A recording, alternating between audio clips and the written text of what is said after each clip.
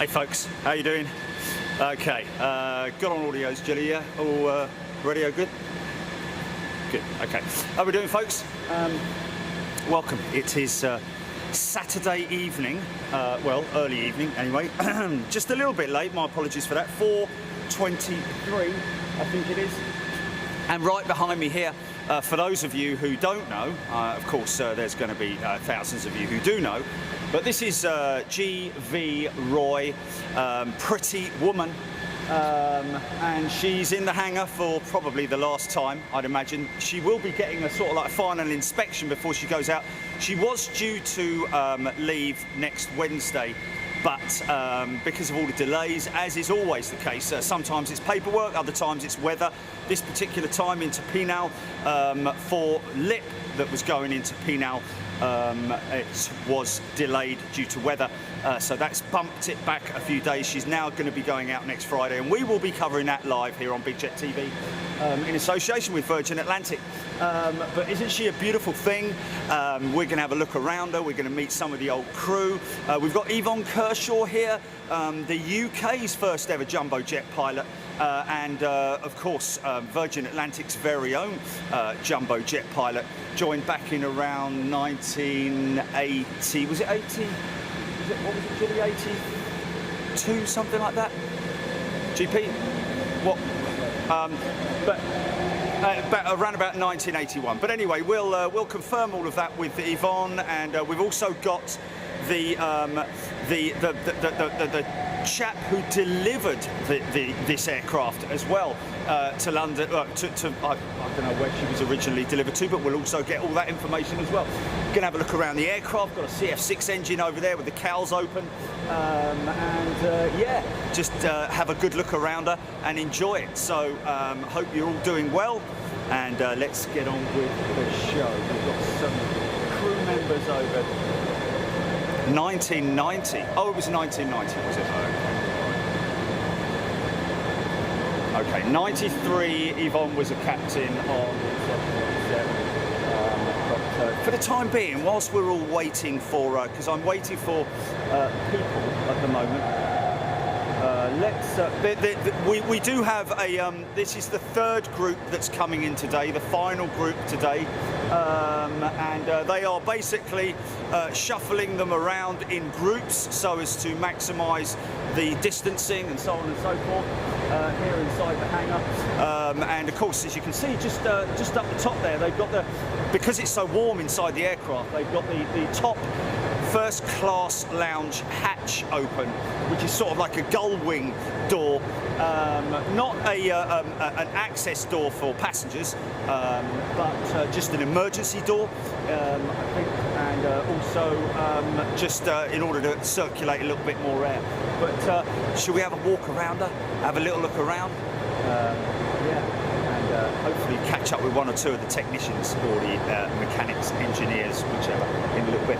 One thing I did notice, folks, which is quite smart, a little bit earlier on, was here, obviously, as you can appreciate, as in any environment like this where you've got loose objects, spanners, ratchets, tools, etc., etc., you will always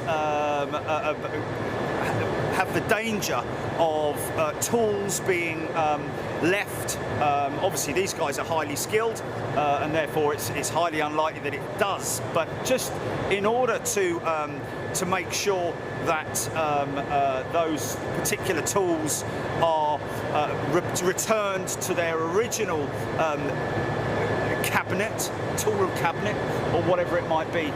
They have a very smart lighting system on the tool cabinet itself. And if I show you just over there, just to give you an idea, because most of the cabinets are put away at the moment, but you can see, I don't know if you can see it, it's just the light there. Okay, as you can see there, folks, it's a bit like a traffic light system where all the tools are stowed, and so we've got cabin crew here taking their final opportunities to get involved. So what I'm going to do is I'm going to pop the right, Julie. I'm putting the backpack on now.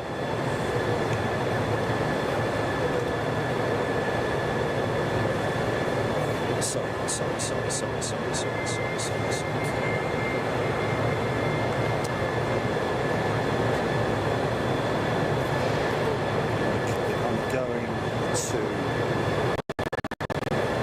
Myself up the umbilical on that, so the battery is permanently on charge. Got a little bit more light on there. Audio check good. Okay.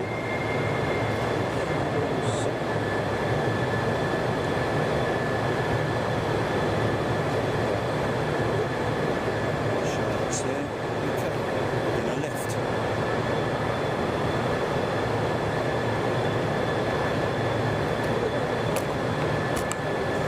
Just need to check one thing, Jilly. When I'm walking now, walking and talking, is my audio coming out okay? Okay. So, interestingly enough, I was speaking to Gareth a short while ago. This is not the current livery with Virgin Atlantic, so she never got to be dressed in her in the new livery, and it's kind of fetching, they feel, that she's one of the oldest in the fleet. Well, I don't know if she's one of the oldest in the fleet, but she's an old girl, looking quite worn out. But and I need to confirm also with Gareth and the guys whether or not this particular aircraft is going to be used as the donor aircraft with Atlas Air, or whether she's going to be flying as one of the troop carriers with Atlas Air. But anyway, let's have a little walk round her and just get to appreciate just how big these beautiful aeroplanes are. Horizontal stabilizer there, folks. Split elevators. Now look at that for an APU. Remember we talked about the diameter of the APU on the A380. Well, I can tell you that just looking at the diameter of that puppy right there, that's got to be 0.5 metre in diameter, I would have thought. But that's up close.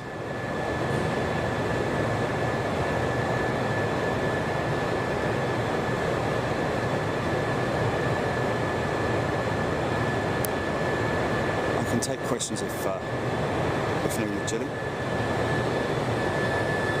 But only ones that I can answer. So this area here, folks, this is where the APU is housed underneath, behind those doors. That's the inspection doors for the APU.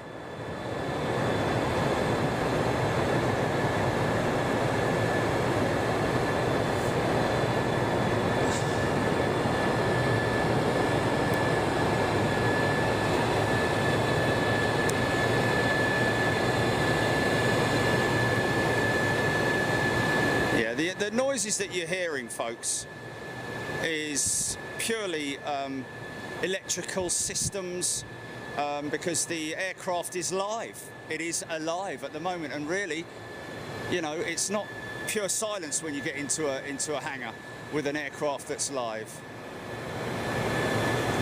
So this is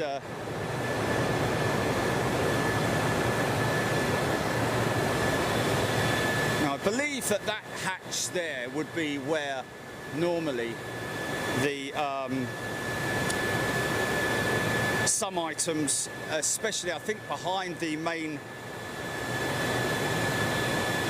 cargo door there, is we can get all this information from the ground crews, and I'm sure that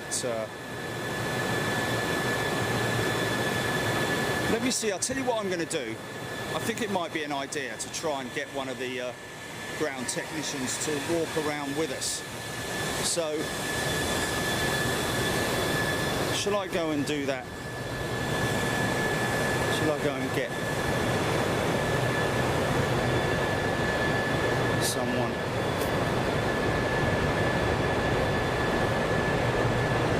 Where's the what?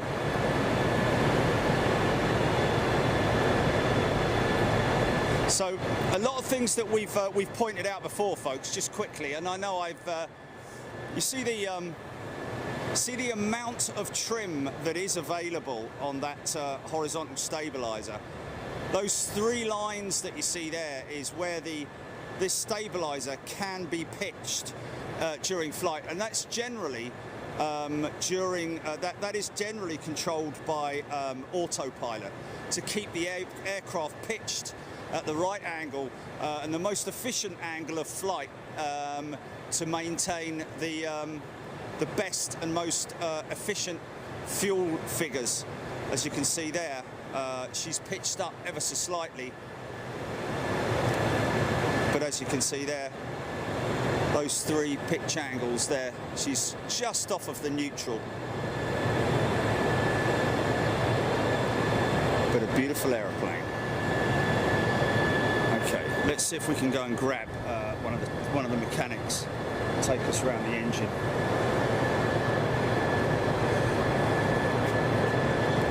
So I'm going to leave them here, Jilly, just for a brief moment. Yeah, no, I know. That's just me putting that on there. Yeah.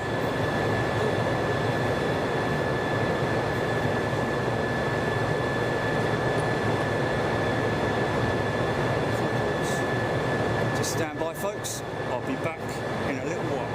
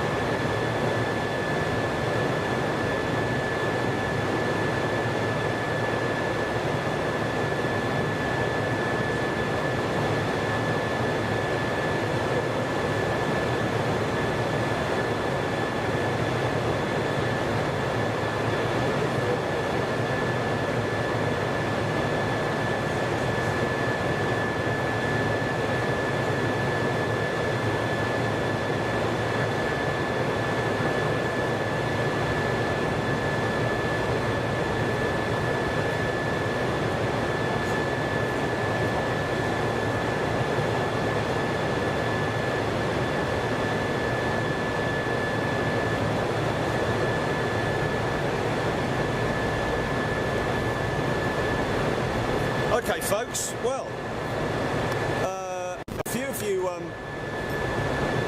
may recognise this gentleman. His name's Dave, and last time we saw Dave was down at the Gatwick Aviation Museum, literally just down the road. Dave, thanks a lot for getting involved once again. Last time we saw you was with the Lightning. It was indeed, yes. Firing up the Lightning.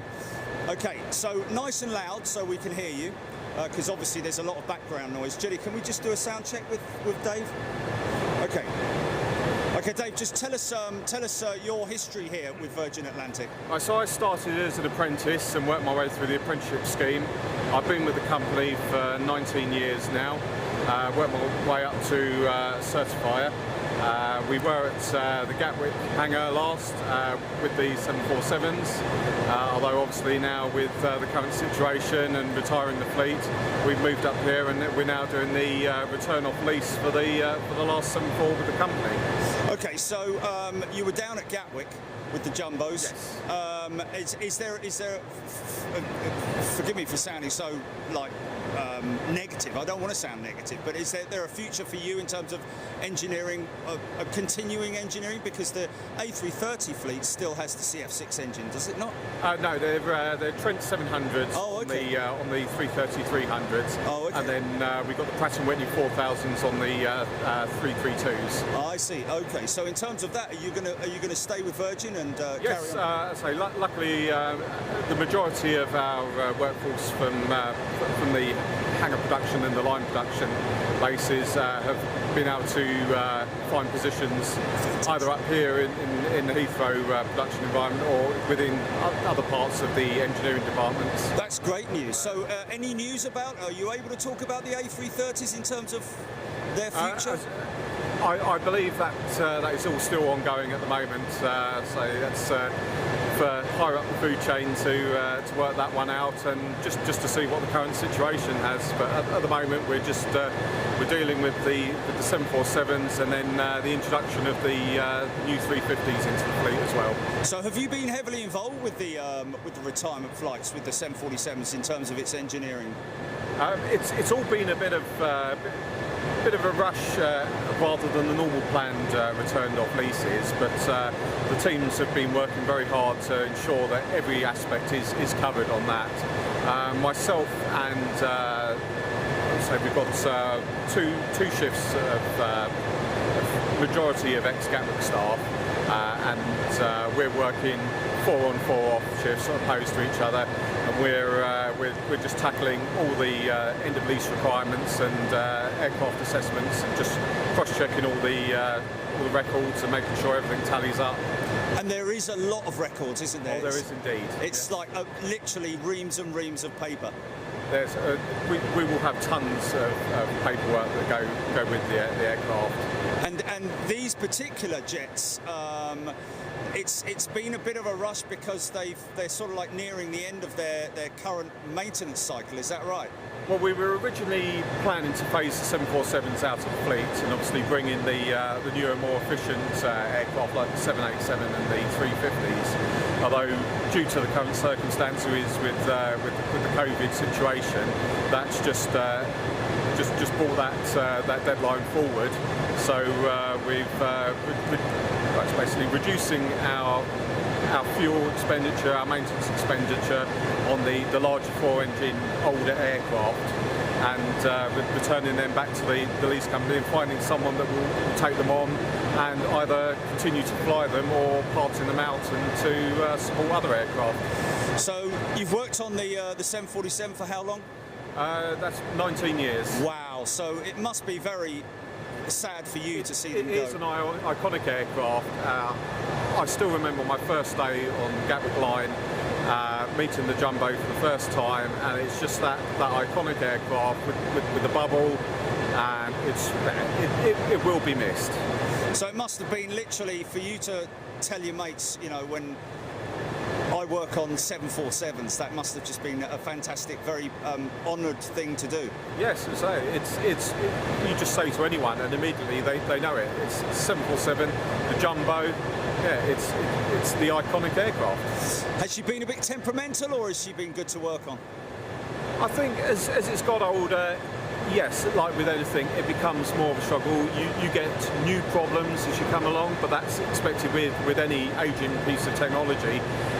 But we've had a robust maintenance schedule that we've stuck to, and because of the people that we work with, so true professionals, we're always on top of things, and we maintain our aircraft well to give a good product to the customers at the end of the day. If you're going off on a flight, the last thing you want to do is have a delay or a cancellation. So we appreciate that and put our efforts in to get the aircraft to that serviceability level. Excellent. Can we have a little walk around her with you and sort of like if you could sort of, I mean, I know that we did have Jason the other day to walk us around 350, obviously a highly modern aircraft, but really, you know, at the end of the day, I guess the walk around checks are much the same with any aircraft, really. Pretty much, yes. You're looking for any signs of damage that could have occurred in flight or any damage from the ground, just making sure everything looks right, mainly. If it looks right, it's pretty much going to be all right. So they new panels there on that horizontal stabiliser there you see in there. So these have had various paintwork repaints over the years. Of course, adding paint adds weight, which effectively then increases your fuel burn and becomes less cost effective. Various parts, as they're inspected on their maintenance schedule, will require the paint to be fully stripped from that component or specific area, and then it'll be inspected, recorded, and then it will be repainted.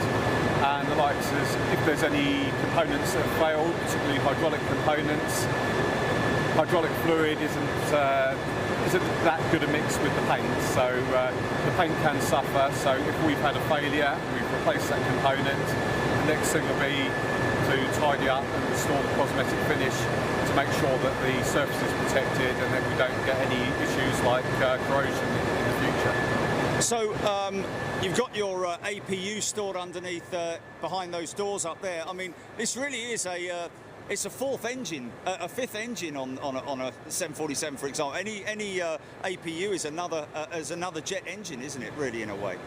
Yes, let's say it will actually put a lot of your smaller private jets to jealousy on the sides of their main engines compared to what we use as just an auxiliary device to provide pneumatic and electrical power for the main support of the ship when the aircraft's on the ground. So for those people who don't fully understand exactly how the APU works and what jobs it does, so to speak, if you can explain that a little bit more. The APU is the auxiliary power unit. It is a jet engine, but what we do is, rather than using it to provide thrust and motor force for the aircraft, it has a couple of generators which are connected on there through an accessory gearbox, and they are used then to supply electrical power to power the aircraft when the main engine's not operating and when we don't have ground power. We also can tap off high pressure bleed air, which we use then to run the air conditioning packs and also then the main engine start. I see. Okay, and so once one engine is started, are all four engines started using the APU? So you can have any combination of starts. We can do cross bleed starts, i.e. once one engine is started, we can then use the bleed from that engine to start another engine, or we can use the APU bleed. Now, some aircraft will have logic that will dictate that a certain supply is the priority and will be the priority supply. On this, you will have to select and deselect which pneumatic sources that you have and where you want it to go. And is the APU, does it run throughout the flight, or is it shut down after a specific amount of time? The APU will be shut down pretty much just as the aircraft begins its taxi roll out from the pushback off the stand. Which is what sometimes you hear, that shutdown noise if you're sitting in the back of the aircraft. It does have a very distinctive wind down noise. You'll hear a sort of whistle and then the last of the wind down. Fantastic. Okay, let's just carry on our walk. So in terms of inspecting other parts of the aircraft, it's like you say, that's looks like a new panel there.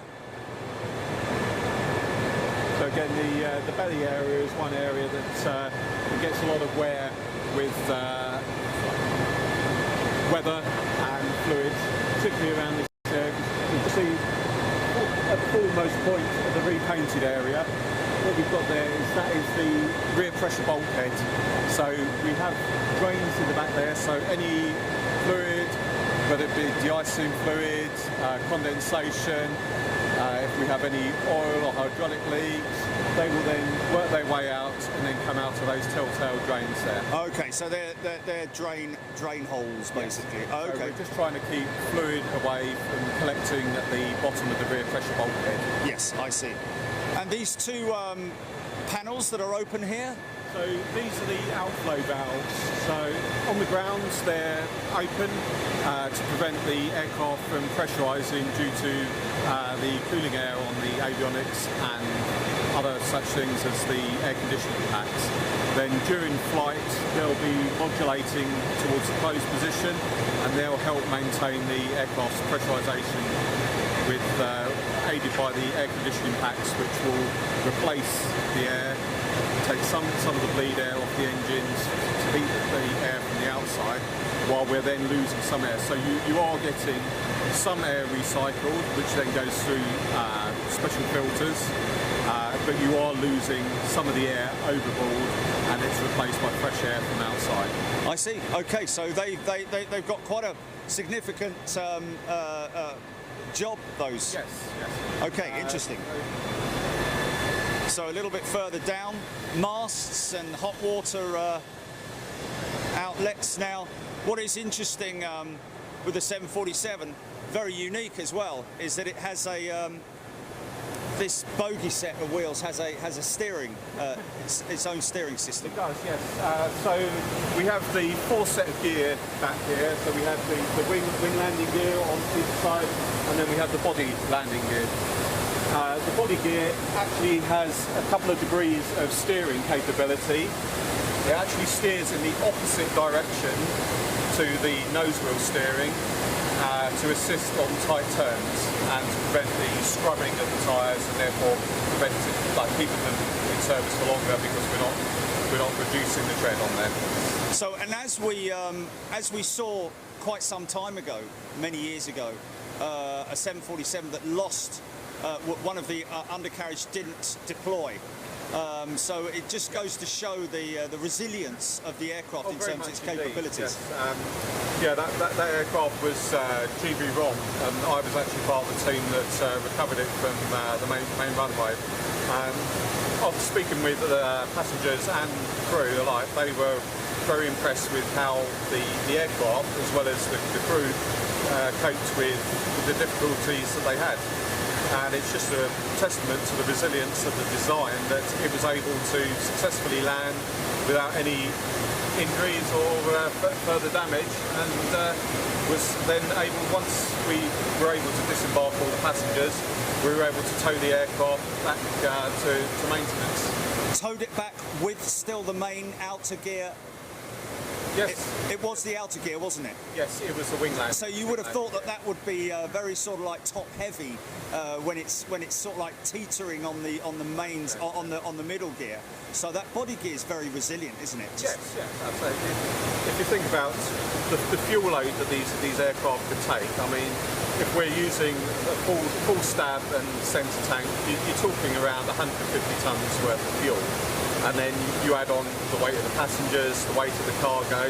So these are very much heavy lift aircraft. They can cope with that. So again, it's another testament to a well-built aircraft and a well-maintained aircraft that it can land on 3 main gear and the nose gear, and then be put back into service once all the relevant checks and rectification work was done. As some people have said, including Zane Dunning the other day, over-designed. The aircraft was over-designed. It's massively safe. Well, exactly, and it's one thing that people always say is there are no laybys at 35,000 feet. Yeah. So I would happily fly on a 747 any day of the week, and the capabilities and the ruggedness of the design. So some of the people ask, even myself, in terms of changing a wheel on a 747, you don't have to jack the whole aircraft up, do you? Jack the undercarriage? We can jack the individual axle. So we have a jacking point just underneath here. There's a little dome here, and there's one of those the forward and aft positions on every bogey there. So we will then jack the axle as a pair, and then we can change change the wheel. I see. So you're not upsetting the geometry of the aircraft in any way. It's just these two that will lift. Just those ones, yes. Yeah, very good. Differing maintenance practices coming about now with the likes of the 350 1000, where we've got a triple axle on there. So when we do come to changing the likes of the middle axle pair, we will have to jack forward and the arc points to be able to change that particular set of tyres. I see. So that's literally the whole undercarriage system, the main gear coming off the ground. It is, yes. Wow, interesting.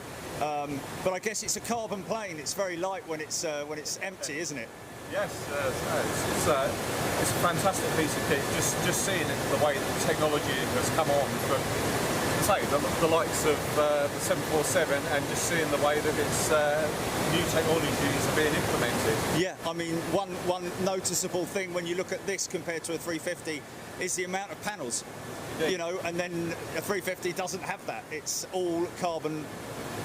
Yeah, so it's a very large composite structure, which is makes it great for weight saving purposes. Although it doesn't come without its problems, which it's a different maintenance practices and repair practices that we have to then get used to. Which luckily we've learnt a lot in composites over the years, and the company has a good track record of composite repairs, and our workshops, and we've got the capability to do a lot of those repairs. So when you look at a 747 against a modern day twin engine jetliner, one of the main features in terms of its difference in maintenance is obviously you've got two less engines, but you've also got a hell of a lot of less undercarriage and hydraulic systems and wheels and tyres and the like to change. So it must be slightly easier in terms of its maintenance. Indeed, on the number of components to work on, yes, there is a reduction in that, which does mean that there is less manpower required on certain checks. But then now, as we're moving towards going onto large twin aircraft, we then have the implications of ETOPS, which is the extended twin operations.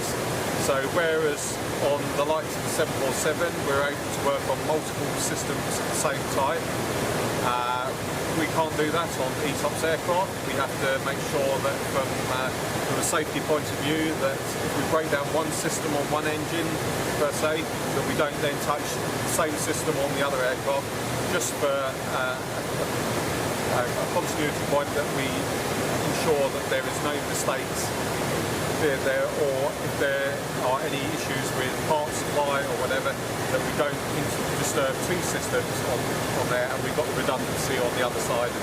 I see. So always safety first. Safety first. So you've been with Virgin working on the 747 for 19 years. So have you seen a change in some of the because they're using carbon discs and the brake pads, the whole makeup of those has changed over the years, is it not? Yes, there's been some changes in the design and makeups of various components. We definitely see the benefits of the carbon brakes over the steel brakes, the temperatures that they hold, and the wear cycles. Originally, you see with the brake units here, we have an indicator pin. Now this shows how much remaining life that we've got left on that brake unit. Now yes. The carbon ones were actually so efficient when they came back in that they chopped off a certain portion of that wear indicator pin, because they were lasting so long, and they were then due to go back to overhaul before they were actually worn to limits. That's crazy. So inside here you've got pistons, isn't it? Are they yes. the pistons inside there? So this is basically a caliper. Yes, it's like a caliper we have various pistons all the way around, and then on each brake unit, on each wheel. Wow, that's a lot of pistons. So they're pushing the pads onto the discs. Yes. Fantastic.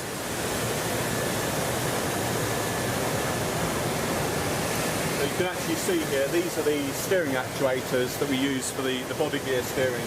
Right. There's only a small amount of movement, Yes. but then with the distance that we are back, you only need a small degree of steering just to make the turn more. Yeah, that small input is actually a large input by the time it reaches the And it's not till, I think the figure is about 12 degrees. Once you get to 12 degrees of left or right steer on the nose wheel, then you unlock the body gear steering actuators, and they will then start to do. So the body gear steering is linked to the front steering, is it? It is, yes. Yeah, obviously, because otherwise you need two tillers, and then you'd be in a right mix-up. Oh, fantastic. So the main stanchion, which is taking all the pressure when she lands, is that gas filled or air filled or? It is nitrogen and hydraulic fluid filled. Yes. So we've got a liquid pneumatic spring. I see. I bet that's a big old spring in there, isn't it? That must be a considerable amount of work to change any componentry within this main stanchion, is it not? It can be. We've had a series of where we've gone through and done systematic changes at the seals within the landing gear. So that has involved jacking the aircraft and being able to drop the piston with our specialised portion here. This part here moves inside the cylinder. Of course, we've got our various seals sitting there. So we have to jack the aircraft enough, and then to be able to depressurise the leg, pull the fescalised portion out of the casting there, to be able to then change the seals in there. That's great. That's great. Just everything. I mean, I've done it on motorcycles and done it on my mountain bike as well, but this is just a massive version of it. It's a big set of fork seals. Yeah, it's a big set of fork seals, isn't it? Wow. That's crazy. And this is just a visual indicator, is it, for pressure? So yes, what we do, we have a quick reference for doing a pressure extension check to make sure that the aircraft legs are at the right extension for the pressure that they have inside. And then we have a chart that's up on the gear door there. And then we always make reference to the latest standard of the maintenance manual, which will give us more accurate temperature to pressure and extension, and then we just measure it off the graph, and that's the quick extension check that we do there. So is there so in terms of a visual inspection of undercarriage, is it a standard sort of like procedure that you go through working around it? Yes. Normally when the aircraft would taxi in on stand, once it's stopped and the engine shut down, the ground crews will put the chocks in, and then normally the first thing that I do as a certifier would be to come up and I do my walk around and just inspect that the tyres are all in good condition, that there's no worn tyres, that there's no defects, no cuts, no damage. Then we'll go around and we'll inspect the wear condition of the brake unit. And all the time while looking around there, again making sure there's no hydraulic leaks, that all our wheel tie bolts here, because these are split rim wheels here, so the tyre is held together onto the hub, and then when they go away on overhaul, all these tie bolts here are undone, the wheel is split apart and the tyre is taken off. So obviously we don't want any failures of any of those bolts around there, so that's another inspection point. Yes, and looking at it from a having your car tyre done, we're not talking about putting this on one of those big round tables and yanking it on. That's why it's a split rim, to make it easier to mount the tyre. It is, yes. I see. These have got a very thick sidewall on there, obviously due to the pressures. Yes. The pressures inside the tyre and the pressures with them hitting the runway during the landing. And you're talking, it is a nitrogen filled. Nitrogen, yes. Yeah. And around about 200 psi, is that right? Yes. Incredible. Yeah, so we have about 205 psi on the mains, and then we're 175 psi on the nose wheels. Wow. And those, all those pressures are monitored up on the flight deck. Yes, indeed. On this particular aircraft, we've got the tyre pressure indicating system sensor just there. Yeah. So that will then give us a display up in the flight deck of what the reading is. So that versus the main gear, the outer gear is much the same. Noticing a lack of what I saw on the 350 the other day was a lack of springs on here. It's more just stanchion, just. The 350 has a gear that's almost similar to the likes of the 757 and 767 with its double side stays there, whereas this only has a singular one. The springs are down there more to assist with the in the gravity form, just to make sure that the gear locks, when the gear comes down, the side stays are locked, they over-center, so they can't have their lock broken. Yes. And I see. So that they stay in that position. So you say a double stay. This is just a single stay on this. Just a single one. Right. Okay. So you see, you would have noticed on the 315 you have two remove before flight tabs hang down there, which have on the geometric lock here. So they have one pin in each of those side stays then for the 350. Obviously, if we've only got the one, there's only the one single pin on the 747 leg. What's the reason for the outer gear not deploying on that 747 all those years back? Was it just a mechanical? There was a hydraulic failure, and also it just. I don't think back to the reports at the time now. I guess he would have tried to have dropped it by manoeuvring the aircraft to try and bring it down by gravity with that. Yes, the gear actually caught up on the door at the time, which prevented it from coming down. I see. And I think Boeing then they took a lot, and we had quite a few dealings with Boeing, obviously, in reporting of that to make sure that any incident like that can't be replicated again. So maybe some slight modifications just in terms of the. I think they reviewed the maintenance intervals of certain items just to make sure that say we assess if there's additional wear to a certain component. Yes. That we address that and we catch it before it gets to that critical point. Yes. Should we move out to the engines? I see you've got one of the engines cowls up and one of the panels off, which is quite interesting. So what's your general maintenance checks on this is the CF6? Yes. It is, yes, the CF6.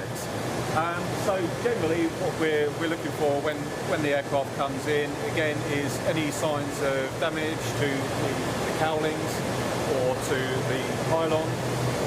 We'll have a technician will go into the intake and inspect the blades to make sure that there is no impact damage, no signs of bird strikes or any foreign matter, and also to ensure that the integrity of the lining of the intake cowl is still maintained there. They will then come round and they'll check the main engine oil level and top up that as required, and then we have a single generator on each of the engines. So they will also check the oil levels and the filters on all of those as well. So is there a wet and dry side, much like the newer modern engines with these CF6s? Certainly for when we do engine changes, we'll have mainly all the fluid disconnects will be on the engine's right-hand side, and then our electrical disconnects tend to be on the left-hand side. Just to keep them separated, I guess. Yes, maybe. Excellent. Okay, well, it's so how's this engine been in terms of its reliability and working on it? Because that seems like a lot of plumbing in there, mate. It is now. Wow. The initial design goes back a long way. I mean, you had the earlier version of these engines were on the likes of the DC-10. So obviously we're now on to the FADEC version of that engine. So it's got its own ECU, more computer control, more monitoring.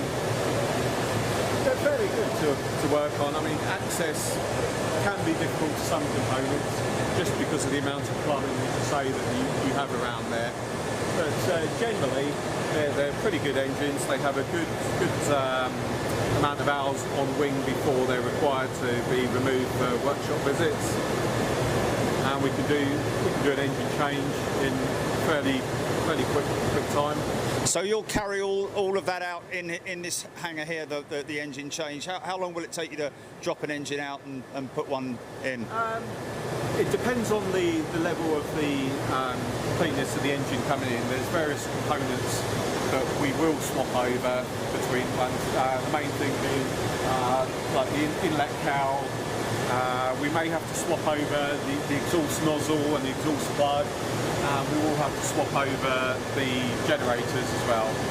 We may have certain components like hydraulic pumps that have been removed and replaced, or that we've had to take one of those to then service another engine or aircraft.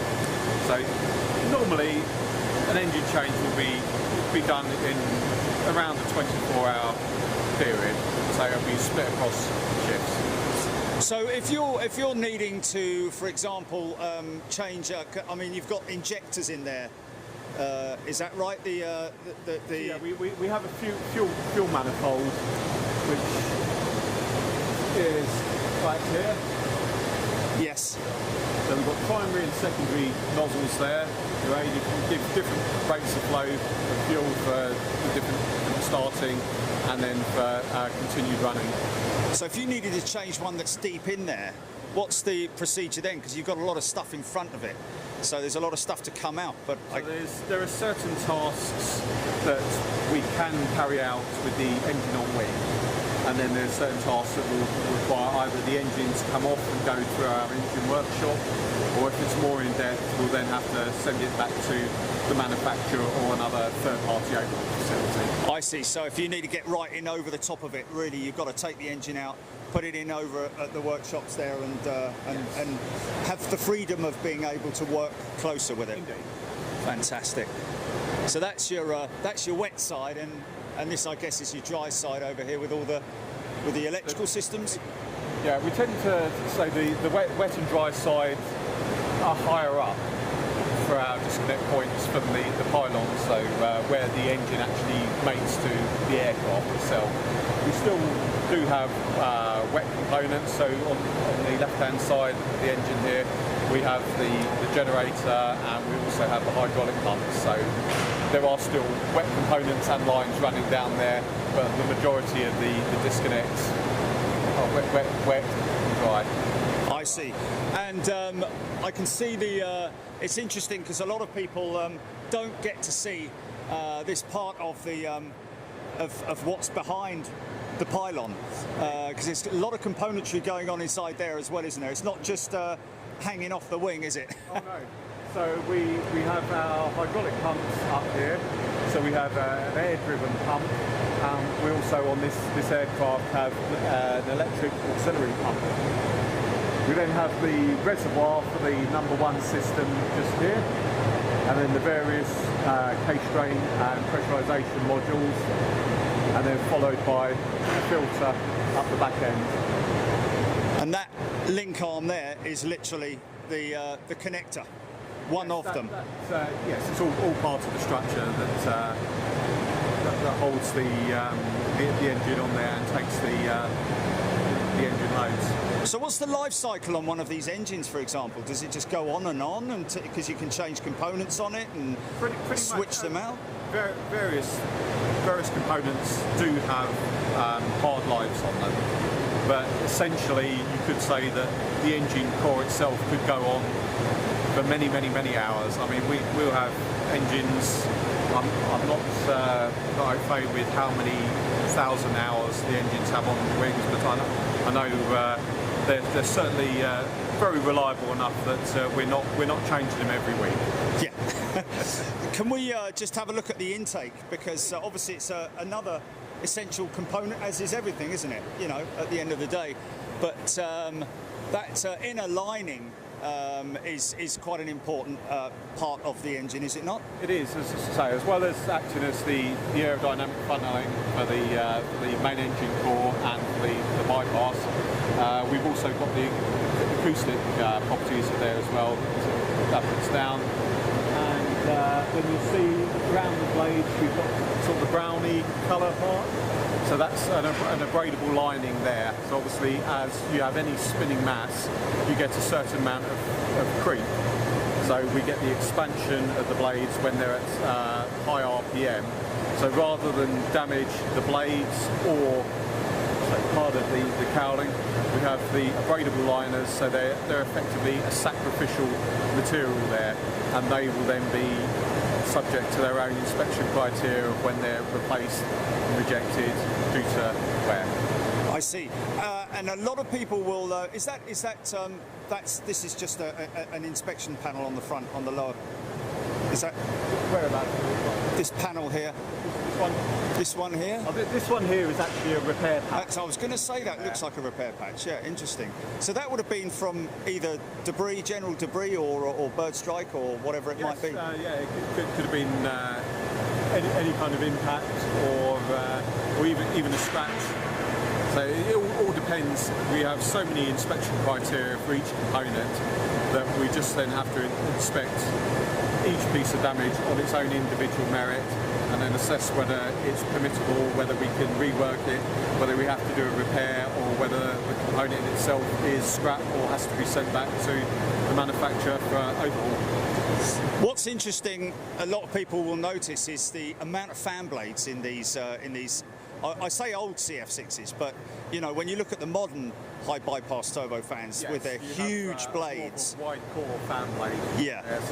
The way that they've managed to develop now with the material technologies that are available to produce a blade that is both lighter, larger, and can take the life limits and all the environmental conditions that are thrown at them. It's amazing now. So you've effectively got blades that are honeycomb, that are hollow in the majority of their portions, where you'll have a solid blade like we have on this engine. Which is why we get the screaming noise as opposed to the sort of like the howl of the larger fanned engines. Yeah, they all have their individual characteristics that give them that distinctive sound. So in terms of the wing and its the flying surfaces, flaperons and flaps and all that, they obviously all have their own hydraulic systems and need to be inspected regularly? Yes, and again with redundancy and safety in mind, one individual component is not powered by a single power source. There's duplication across hydraulic systems, so in the eventuality that there is an issue and one hydraulic power source is lost, you've got another one there that will act as redundancy and carry out the operation safely without any further ado. So one thing that a lot of people ask about, I myself only sort of like figured it out months ago, was the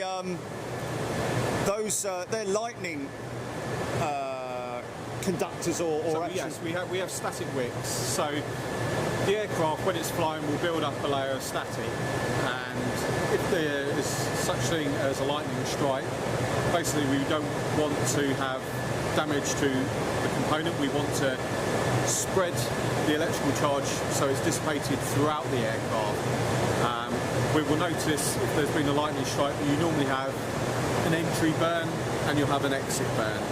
By the static wicks, what we try to do is have the exit and the discharge through that, whether that be the static that's built up on the aircraft or whether it be a lightning strike. So again, they're another sacrificial part that... Fantastic. And that tube just near the end of the wing, is that the fuel dump nozzle? Fuel jettison, yes. And of course that beautiful wingtip, which has quite a heavy amount of wicks on it, doesn't it? Again, it's the extremities of the aircraft that we try to dissipate through and that are subject to a lot of static. Yeah, fantastic. So you're going to be very sad to see her go when you see her on. Are you going to be here to watch her go on next Friday? Hopefully, yes. We'll be here.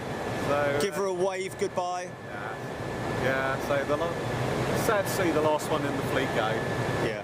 But, no, excited to work on the next generation of aircraft. Flown on one of them on holiday before? I've flown on a 787 and I was very impressed with it. The conditions on board, I was amazed by the fact that on a long cycle of flight that I felt a lot fresher and felt that much physically better with the conditions on board because of the way that they can now operate the air conditioning and pressurisation system. Yeah, I've got to admit I did notice that myself on the 787. I mean, I've flown on the 7. Have you flown the Virgin 747? Yes, yeah, I've flown on there. It's one of those things I don't think you necessarily notice it being you can compare having flown an older aircraft to a newer aircraft. Yeah. And just the fact something that you might Squeaky seats. something that you might have put by as jet lag before now, and you can just sort of shrug that off now with the next generation of aircraft. Yeah. So you just wait so much fresher. But there's nothing like rocking up at the airport and you look and find out that you're flying on a 747. Oh, indeed. Beautiful aircraft. Yeah. Yeah. Always will be the iconic Queen of the Skies, will it not? I think so, yes. Especially when you consider when the original 74 came out, it was in the same age time as Concorde, another iconic aircraft that we've seen come and go, and just lucky that these have managed to, in one form or the other, be it the 400 or now the Dash 8, that there still will be some 74s flying. And how emotionally attached are you to these aircraft, having worked on them for 19 years? I don't think you can work on anything for that long and not form some kind of emotional attachment. Yes. It's the amount of hours that we spend at work. We do 12-hour shifts, so we work with a great bunch of guys who you spend more time with than your family you do sometimes. And yeah, the amount of hours that you work on the aircraft, it's the same. It's you treat them as one of your babies. So you always want to see them make the flight out, and you always want to see them safely back. And when something does go wrong or something does need fixing, you want to sort it and get that aircraft back where it belongs, back in the sky, as quick as possible. Have you ever looked up, seen one of your aircraft flying, and I don't know if you do Flight Radar or Plane Finder or any of the apps, and say, I've worked on that plane? Or yes, I've tracked them quite a bit. Always seen them taken off from Gatwick, or where I've been a bit at home. You can see them fly over. It's always nice to point them out. And you must be happy that that is a big spanner. Well, that is a big spanner. You must be very happy that that some of the fleet are continuing their lives with Atlas Air. Yes, yeah, it's great that say they're not all being broken up. That say part of them will fly on, and the other ones will be broken as spares to help keep those and other ones around the world flying. Yeah, I think this one is actually. I think she's actually going to be one of the donor aircraft, which is a bit sad, but hey, you know, she'll keep the other ones alive. You know, keep them flying. That's the most important thing. Exactly. Now, one other last thing was, it's interesting to note that you have a very efficient system here. The tools on the tool cabinets themselves, that I see the lights. Is that yes. to ensure that you're obviously keeping an eye on the tooling? Yeah, we have a fully monitored tool control system here. So each of our toolboxes has a wireless link to main computer, so any of our managers or anyone can check the status of the tools, how many are out. Each toolbox will be assigned to a particular aircraft, and we have to scan our passes to log into that toolbox, check which aircraft that we're working against, and then when we take that particular tooling out, it's then assigned to that aircraft. So the aircraft will not fly until all tooling is returned and has been checked and accounted for. Thank you so much. Your time has been invaluable, and we really appreciate it. And hopefully we'll be back here again to walk around one of the new jets with you. Yeah, Thank you, sir. thank you very much. Take care. See you in a bit, yeah? Cheers. Okay, how was that, Gilly? Wow, that was fantastic. Thank you so much to that young man. 19 years proudly working on the 747. All good, GP? Oh, wait a second. Hold on a second. Let me have a little bit of a break, because I've got to check the audio. Can you put the other headset in, Gilly, so I can hear you a little bit clearer? Or? Oh, okay. Wait a second. Let me turn it up then. Just stand by.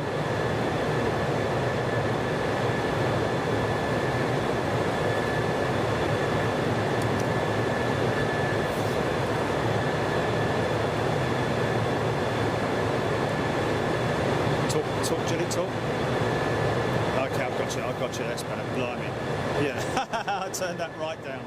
Okay.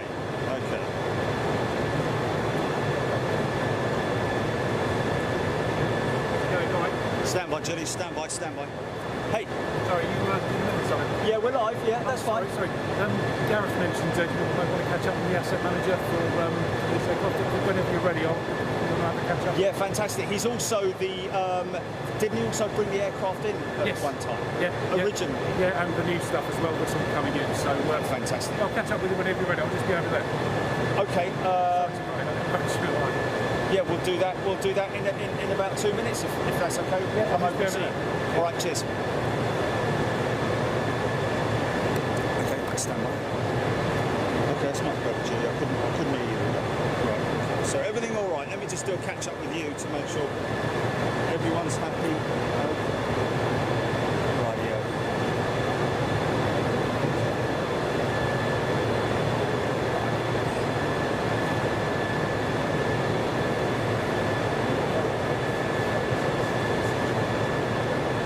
And commitment and enthusiasm as well.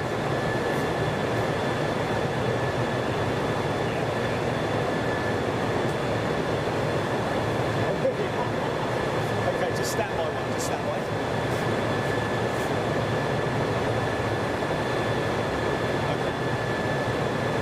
Okay, so there we go, folks. Hope you all enjoyed that, and thank you once again. Once again, thank you, Dave. Funny enough, I forget people's names, but I should have just said Dave, because I always say Dave, and it would have been right. But Dave, thank you so much. You folks will remember Dave from the Gatwick Museum when we were down there with the Lightning, when they did the engine run with the Lightning. He was part of the crew firing up that aircraft as well. So great to see him here. Great to hear all the great news from him about all the teams, the ground teams, continuing to work alongside Virgin Atlantic. So next, I think, we are going to be speaking to a gentleman who flew this very aircraft new into probably either Gatwick or even Manchester. I'm not sure where she came to first, but he is the asset management team leader, or I'm sure we'll get some details out of him in a little bit. But he is not just the team leader, but he's also the pilot who brought this aircraft into Virgin Atlantic's hands first time. So let me go and have a little chat with him, make sure I can get the names right before I kick it off with you. So talk amongst yourselves. I'll be back in a second.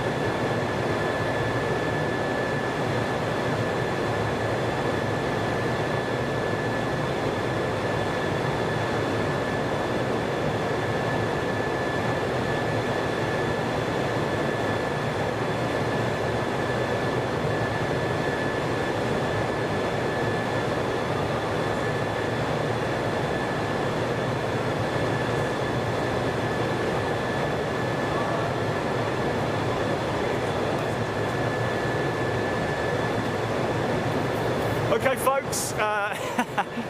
So I have met a very interesting chap who we're going to go and interview now over at the other side, get a different angle on the aircraft. His name's Lee Butterfield. He's the head of aircraft asset management here at Virgin Atlantic. And what that basically means, it's if you have any assets, and this is one of Virgin Atlantic's assets, and he is currently in charge of returning this beautiful aircraft back to its lease company, that basically entails, I know we kind of went over this with Dave about paperwork. We'll discuss that now because it is really impressive in terms of you know, the amount of work we're talking about. Every single nut and bolt, scratch, dink, dent, wheel, tyre, whatever. Anything that any maintenance that goes on this aircraft, any changes, any structural changes, any additional seats that might be changed. It's a bit like if you lease a car, like he was just explaining to me. If you lease a car and you make changes to it, you know, jack it up, put a big red light on the top of it. The lease company want to know why you've done it, and you've got to return that aircraft as it was when it came to you. And this chap Lee received this aircraft around about 19 years ago. So we're going to have a chat with him now. Bear with me while I pick all this up and we head out over there. Easy for you to say. Right, okay. We've got him there.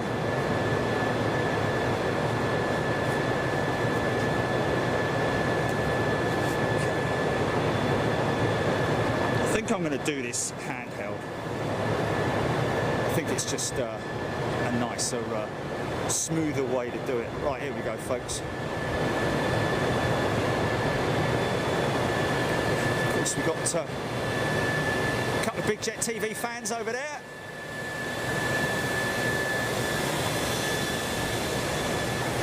And there were some folks here earlier. I heard from Gareth that there were some folks here earlier who had Big Jet TV face masks on, and Gareth said that I'm coming here later, but shame I missed you guys.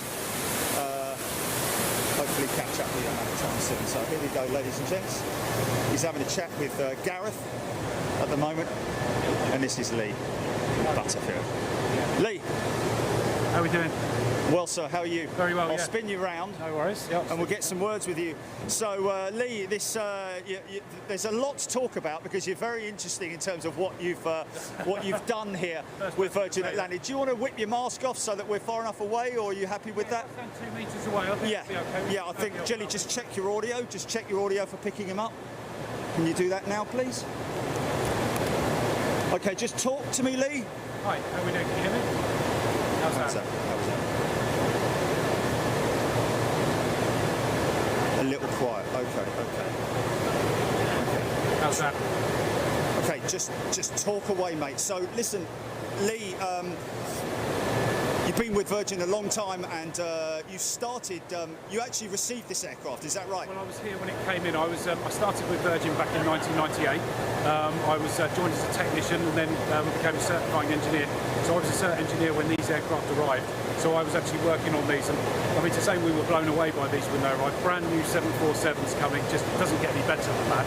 And so I had the pleasure to work on these as brand new, you know, state-of-the-art aircraft. And so I was a cert engineer for a good number of years, then went into management. I'm now Virgin's aircraft asset manager, so we look after the life cycle of all of these aircraft and everything in them, the records, and also we work with the lessors to make sure these go back to the lessors in the in the right state. So it's actually quite poignant for me, being remembering these back in 2001 as brand new aircraft. To see them now, when we look at some of the new aircraft that my team have brought into the fleet as well, it's really it's quite as I say, very poignant to see the aircraft now as an ageing aircraft, but also just how attached everybody is to them. So as you're aware, and seen the coverage on your show there, we've returned since I've been in the role, we've returned 7 aircraft now, and this is the last of them, and this will be finished next week. So it's the end of a chapter for us. So, but it's a fantastic job to have. It's bittersweet because it's been tough, because 19 years in service, we have to maintain everything that's ever done on these aircraft by way of records.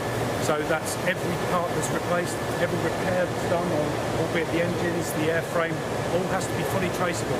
So if you imagine 19 years, every flight list mate, the tech log pages, everything on there, we have to be able to justify to the owners or to the lessors that this aircraft is compliant.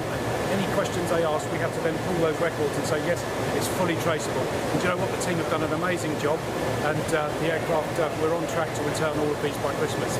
So what's interesting is when you look at a modern car, for example, Yeah. it's all the maintenance is on the key, so to speak. Yes. They plug it in to their systems at the dealership, and they can see exactly everything that's been done on that car in its entire lifetime. But that's modern, and I'm guessing that is kind of the way that they're going with the modern aircraft these days with Airbus. Yeah, with electronic logbooks, and but for these legacy aircraft, everything was on paper. Yes. So if you think about it, the tech log that the aircraft goes with, every sector there's a tech log, new tech log page raised, any defects that are resulting from the flight then and how they're rectified, with references to the repair data that was used and the approved maintenance data, is all recorded. That's then all scanned, and as I say, the physical records have to be kept as well. So we've got warehouses full of paper records, which at the end of lease, the lessor, or if we're selling the aircraft, the new operator of the aircraft that takes the aircraft on will want to see those, and we have to physically transfer those records. And that's, I mean, so we're talking roomfuls of paperwork here. So it's a phenomenal task, and the team that have been working on this here have been working tirelessly, and they've done an amazing job. And we've got a great relationship with the lessor. The onward operator for these aircraft, is really happy with the compliments we've had about the condition of these aircraft and how well they've been maintained has been really flattering. But testament to a great team here. Yeah, that is great, isn't it? Because as I was just explaining to the audience before introducing you, it's like returning a lease car, isn't it? Totally is. You have to return it in the condition that it was when you took it on. It's a great analogy. So you take a hire car back, and there's a scratch down the side. You're accountable for that. Or if you decided, if you were, for whatever reason, decided to put a beacon on the top of it whilst you had it and you took it back, they're going to then want recompense for putting that right. It's exactly the same with these as well. We have to really strictly abide to the lease conditions of that aircraft and make sure we manage the asset in accordance with that. And any modifications we make to the aircraft, obviously it's all approved through the regulatory bodies as well, but we need to consult the lessor as well. We've always done that. We've got great relationships with our lessors. So our fleet is a mix of owned and leased aircraft. Yes. And before you came here, you were certified on the 757. Is that right? I did my apprenticeship at Monarch in Luton, and did a 4-year apprenticeship. I worked on heavy checks with them and then line maintenance. I joined Virgin, so I was a mechanic when I was at Monarch, but my apprenticeship and most of my training was on the 757. I came to Virgin in '98 as a technician, did my licences, was promoted to a certifying engineer. What an amazing job that is. No 2 days are the same. Working out in line maintenance, meeting our crews, our customers, working on different aircraft, different defects. I genuinely can say, hand on heart, coming to work was an absolute pleasure, and with the guys we work with, what a place to work. And of course, 757's working on the CF6 engine, is that right? So no, that was the RB211s, right? 535. Yes. So the ones it was the 535C, and then it was the 535E4 that we had on ours. What again, lovely engine, really clean, reliable, and the 757 is a pleasure to work on. And I know our flight crews used to love flying these things as well. And it's the same here as well. You have the same conversations. And Zane, who's been flying these things around for us, is an ex-Monarch pilot. So we were talking when he brought G-VROY in the other night, and sharing some memories about our days at Monarch. And Mark as well, he's ex-Air Tours. When I was at Monarch, we used to look after the Air Tours aircraft as well on the line. And I've worked on some major checks at Monarch, converting ex-Eastern Airlines 757s into Air Tours 757s. He was flying them, so yeah, lots of memories shared there. So 30 years has gone very, very quickly, but it's been brilliant, absolutely brilliant. So in terms of the aircraft's reliability, these Boeing 747s, you mentioned how reliable they were. Yeah. In terms of the engines, everything's just worked perfectly for you. Yeah, I mean, obviously, there's always, it's the nature of the business, it's why we're here. There's always technical problems, but we've got a great setup here. You can see, the facilities that we have here and the teams, the expertise that we have in the business. There's always bumps in the road, obviously, and there's always defects with aircraft. And the say, we're very, very good. We've managed these aircraft well. We've always kept the deferred defects really, really low on the aircraft. And when anything happens, the team, the expertise we have here is just on it. The CF6 is a workhorse. It always has been. Very, very solid engine. It just works. As we say, we've got examples here of more modern engines which we've been showing visitors today. Yes. So for me, I mean, I'm quite emotionally attached to the CF6 as well. I spent a lot of time under the cows of those engines. But again, so the way we've managed these aircraft over the years, they have been very reliable, hence why we've kept them as long as we have. They're iconic as well, part of our brand, but now it's time, we're moving into another chapter now, and we're excited to bring the new aircraft types in as well. Now, talking about new aircraft types, a lot of people are going to be very interested to hear, because the whole issue with the A330 and the Neos that Virgin have ordered with Airbus, that whole program is still going ahead. Absolutely. Yeah, we're working on that at the moment. So that's also part of my team. So we manage asset management, but I'm also responsible for new aircraft programs.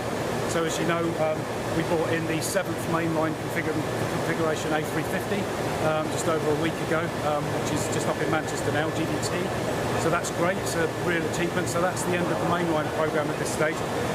The leisure config aircraft are now in build, and we're expecting the first one of those towards the end of next year. So that's in a leisure configuration which we'll have on the holiday route. We're going to have 5 of those. We're all really excited about that.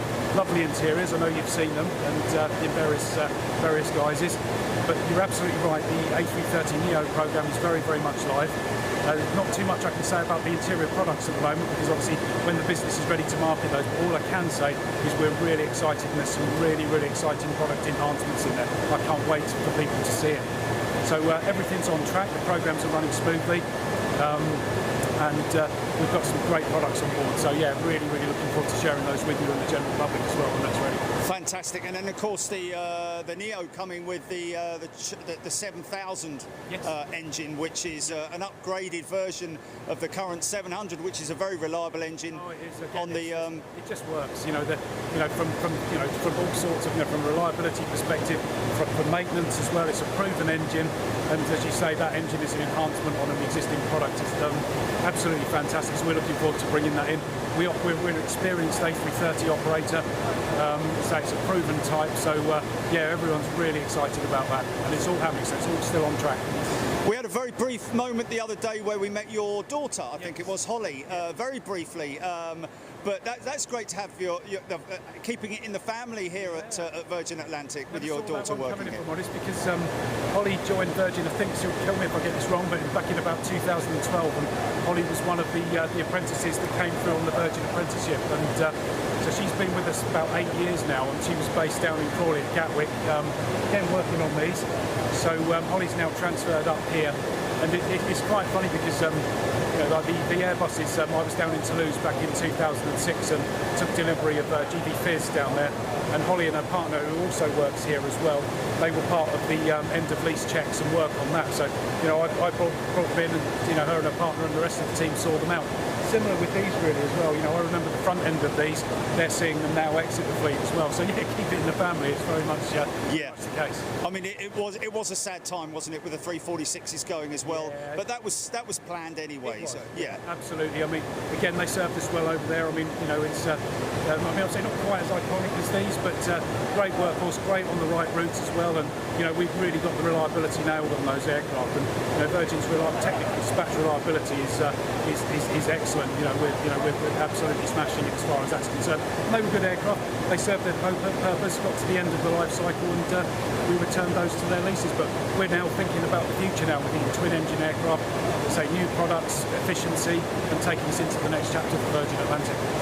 And of course, we don't like to talk about the current sort of like crisis that we're in at the moment, but Virgin have still been doing very well in terms of their cargo flights, maintaining the aircraft, keeping them going, keeping them in the air. Is that important in terms of an aircraft's life cycle to keep it flying, so to speak? Yeah, obviously, I mean, from a commercial perspective as well, it's obviously we want the things flying as much as possible. We want our customers to be able to get where they want to get. As you say, this has been unprecedented. It's been extremely difficult for everybody. But again, we had to take very, very quick steps steps to make sure we actually did all the right things.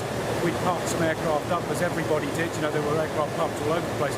But as long as you follow the documented storage procedures and you maintain the aircraft in a storage state, then there's no real issue. I mean, obviously, we'd much rather they were out flying, you know, serving our customers' needs. But things are looking a lot brighter for us now. The vaccine's out now. We're looking very much forward to, you know, to moving forward. So we've been flying additional cargo around. Our cargo team has played an absolute blinder as far as that's concerned. We've been flying cargo around in the cabin on some of our aircraft. We've been dealing with the regulatory bodies to make sure we do have everything absolutely in accordance with, but that's really helped us through these times as well. And you know, the teams here as well, it's been tough. Everybody knows what the stories are. We've had to downsize. Everybody's been doing the same thing, but everyone's stayed positive. The atmosphere and, you know, the attitude of everybody in this place is amazing. It's a pleasure to be here and be around these guys, because as I say, they're doing everything we need to do, and as I say, genuinely can see light at the end of the tunnel now. And finally, you were responsible for bringing her in, and you're responsible for seeing her out. How poignant is that for you? Yeah, it is. I mean, I wasn't part of the actual asset management team at that time. I was a cert engineer working on the things, but saw it all happen. But being responsible for putting these out, it's almost, I hate the expression, but it's like really bittersweet in one case, because it's been so much work, and we've had to be so busy to do this in the time frames that we're doing it. The team have worked really, really hard, and I'm so looking forward to being able to, you know, to the team to take some time off over Christmas and reflect on what we've done. But at the same time, you know, the nostalgic part, there is an emotional tie there. I'm not going to lie about it. You know, I've been around these things for over 20 years now, so it's really sad. And, you know, we watch each one going every week. I mean, it's almost been one a week, because we sold G-VROY, as you saw, and I think you covered that, didn't you? Or it was, yes. So we saw XLG go. That's been sold. Luckily, it's flying on. This one flies on as well, so there's another chapter for these aircraft. Some of them will be scrapped as well, and will be will be parted out. But yeah, very emotional. You know, when you sit back and you watch it disappearing over the fence, we were stood on, you know, outside watching GB lit depart. Yeah, definitely. It's but you know what? Again, we now need to look to the future inevitably, and that's sitting outside there. It's the A350. And you do have those A350s. They are a beautiful aircraft. Oh, definitely. I mean, it's a really good looking aircraft as well. If I'm going to start talking aesthetics as well, you know, it's great. I mean, the configuration of the aircraft is perfect for us at the moment. Again, the reliability of the aircraft is great. It's really exciting to be around that as well. But no, I'm definitely sad to see these go, and you know, that's why I wanted to be around this event. Because you know, you look up when you see this thing inside a building, you realise how vast these things are. Huge. And it's everybody that's come in over these last few days, you know, the minute they walk through the door, they're just like, wow. And it's the enthusiasm about this event has been brilliant. You know, so really very proud to be part of it. That's great, and you guys are doing a fantastic job. Lee, thank you so much. Thank you, and thank really you for appreciate coming. your time. Having you here. Thanks. My pleasure. Thank you, sir. Take care. Cheers. All the best. See you soon. Cheers. Okay, great interview. Fantastic. Lovely fella. Right. Okay. Okay. Before we do the next little piece, folks, can you hear me, Jilly? Okay. Can they hear me when I'm talking away from the aircraft like this? Away from the aircraft? Away from the... Hey, ladies and gents. Look at this for the ultimate... I know we were talking about this earlier, but look at this for the ultimate hot tub. That's an engine cowl for, I think, a Trent 1000. Had a bit of a repair job done on it. Look at that, ladies and gents. Wow. That's incredible. They're the sort of parts that you see in film sets, you know, lying around or used. Just show you some of the tooling over here, folks. Look at these, man. Hoists, jacks. These are the jacks that they use to... this is literally...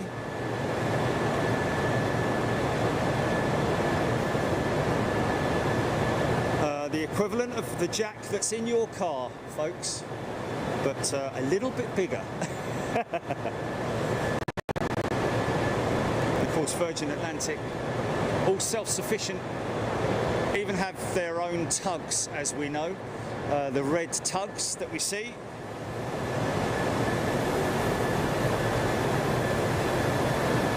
engine cradle if needed.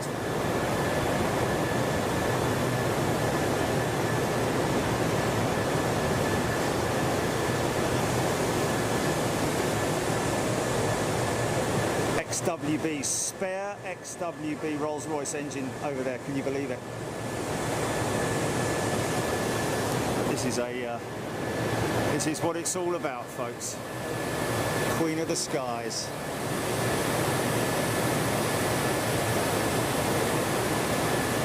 All the engine cows up here, all the inspection. What's that, GP?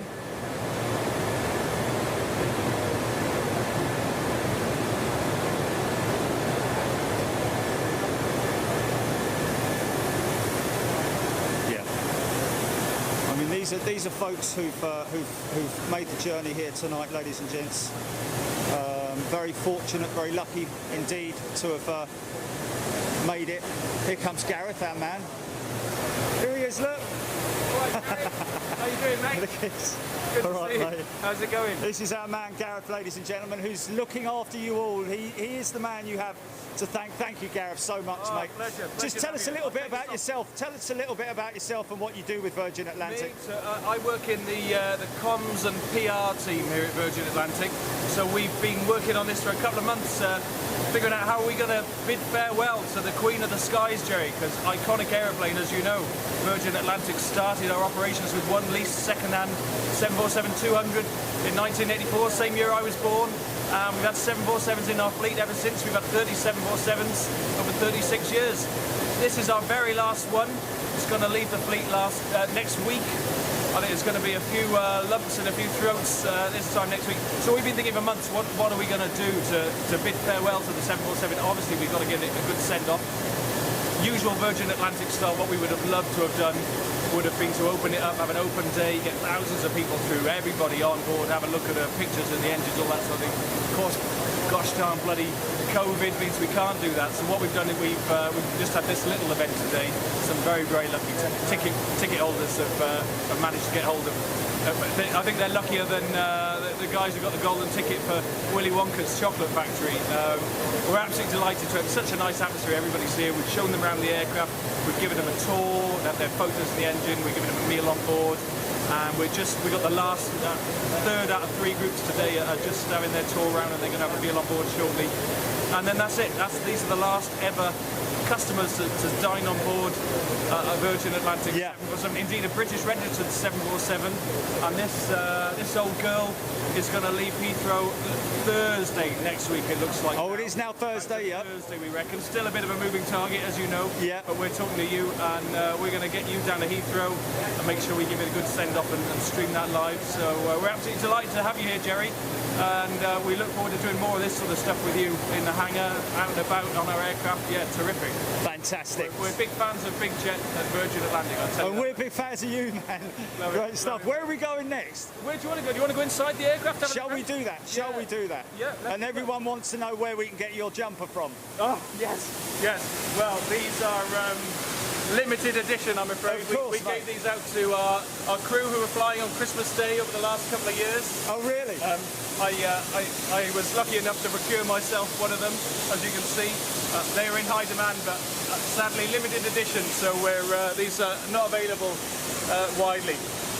So, priceless. Yes, of course, mate. Yeah. Just don't put it in with your white clothes. No. Charlie, our man who's run the event from the hangar point of view, safety and all of that. He's making sure that everybody Charlie, everybody nice to meet you, stays sir. safe. Nice to meet you. Thank you very much He's the man who indeed. makes sure everybody leaves in the same shape they came in. Fantastic. Beautifully kept space. Thank you. If I could do that, I keep my job. Yeah. As long as everybody leaves with the same number of arms and legs that they arrived with, all that sort of thing, Charlie's doing all right. Fantastic. Follow me up the stairs, Jerry. We're going to go on board, folks. We've spoken to a couple of engineers already, and Yeah, we've spoken with Dave, obviously spoken with Lee, spoken with you, and now Yes, yes. Jerry, before we go on board, follow me. oh, here we go. Look.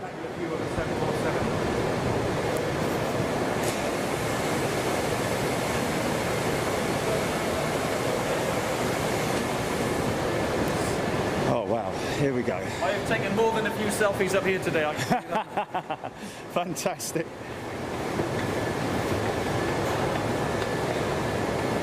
Oh my word. Feathers of birds flew. Wow. It's a pretty cool view, isn't it? Awesome. Absolutely awesome.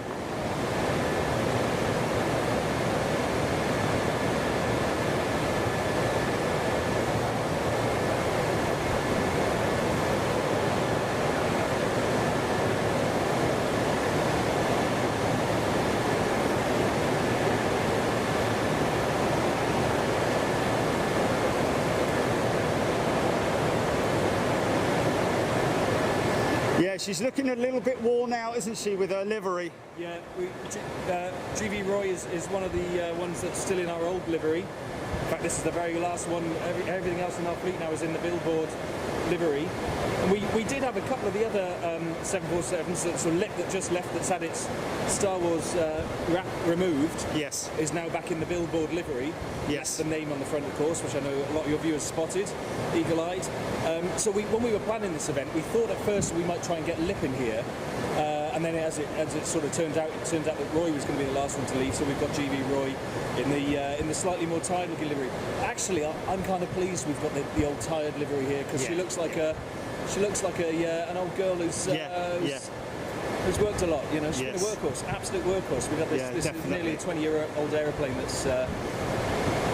I've got the figures. I don't have them to hand of how many times this aeroplane has landed in Florida. I'll send it to you. Wow. Lots of times. So it's one of those sort of like how many circumnavigations of the Earth, or how many times to the moon and back, etc. Yeah. We've got all that. We'll get that together during the next week. I mean, it is incredible. I think, what did we do, Gilly? What was it, one aircraft that we followed, and how many, hundreds of thousands of miles in a week or something crazy like that? Yeah, that one's that's central. Yeah, yeah.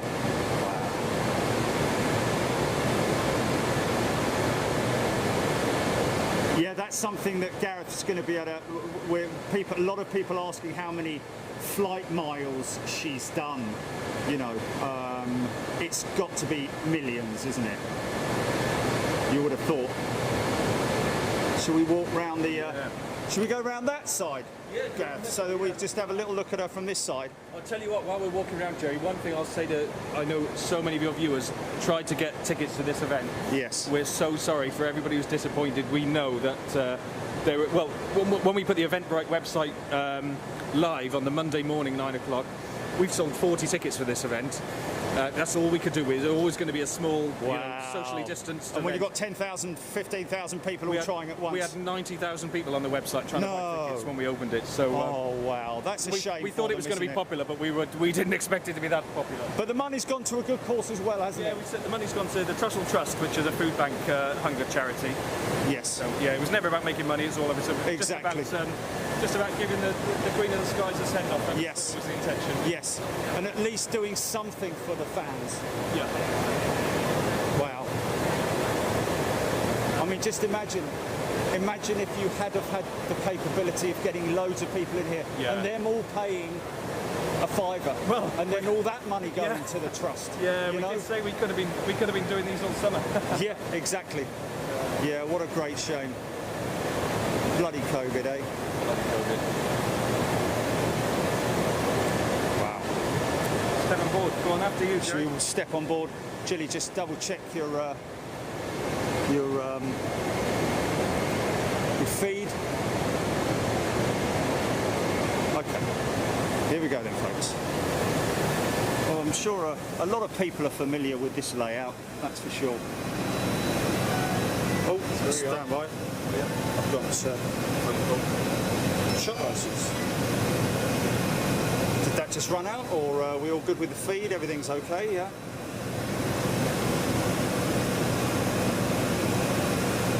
This is all like just getting on the aircraft before she goes out, isn't it? Yeah. Class is ready for these guys who are just doing their tours at the moment. They're going to have a meal in upper class shortly. They're going to have their dinner. Okay, we've got people up front, have we? Nobody's up there yet. I think they're all out just doing their tours still at the moment. Okay. Wow. Oh, is this these little things to give away to the? These are some giveaways for the guys who are here. Nice. Fantastic. Salt and paper. Salt and Good pepper for you shaker. guys. Good for you. Jerry. Look at this. Jerry, Yo. let me introduce you to Lisa. Hold on. Let me turn round. Wow. Look at all these giveaways. Look at all these things that the Virgin have done for these guys, man. Isn't that fantastic?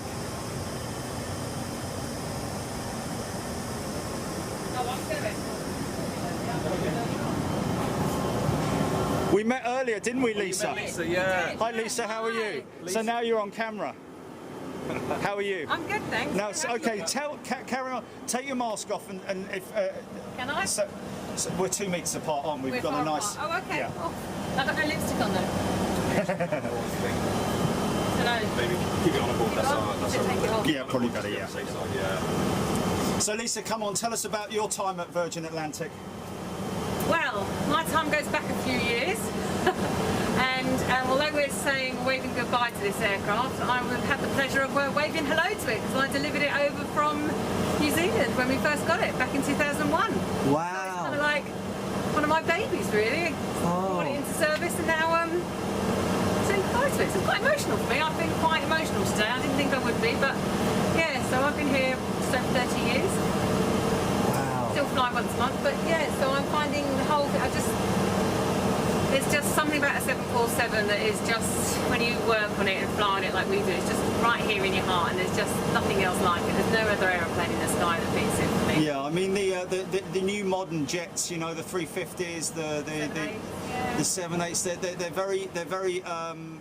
they're beautiful aircraft to look at, and no doubt beautiful as they are, beautiful aircraft to fly on, very comfortable, Absolutely. fuel efficient. Everything's positive about them. But when you look at a jumbo jet, it's just like so many people have said, you know. It's the heart and soul of aviation. It's got still, for me, I think it started in that romantic era of flying, didn't it, back in the late 60s or in the 60s when, you know, it was a privilege to fly and it was glamorous, it still is glamorous, but you know what I mean, in that really romantic time. And I think you just fall in love with the aeroplane if you love aviation. And obviously my first job as crew was on here, and I think your first aircraft, a bit like your first car, fall in love with it. It's your first love, isn't it? And this is probably mine when it comes to aviation. So it's an incredibly poignant day today. And I understand why we're moving on, and like you say, you know, all the new fuel, you know, twin engine and everything else, but it's with mixed feelings, I think, isn't it? Yeah, absolutely. We always knew they would go at some point, but the fact they've had to go a bit earlier, I think it's really sad. So you're pretty high up in seniority, are you? With in age, yeah. No, I was going to say that's quite a surprise because you look so young. But yeah, you're a senior member of the team in terms of your rank, not your age. Well, my rank on board, yeah, I'm a FSM, flight service manager, but I work in a team that writes all the procedures for the cabin crew that aren't safety or medical. I see. But part of my role is working with engineering and lots of other areas of business on new aircraft. So things like the 787 program I've worked on, the A350 program, and now the A339. And I look at when we're ordering aeroplanes as to how we'd like the galley laid out for the crew, what works for the crew and the customer, and I put my input from the, you know, operating on an aeroplane. So it's quite a nice niche role, really. So yeah. Yeah, that's interesting. Really interesting, and yeah, keeps me busy. Yeah, Lee was telling me about the 339s and how I mean, even though they're not going to be in service until later part of next year, it's still something that you're actively working on and going to get it absolutely right for the customer. Yeah, and I think that's the one thing.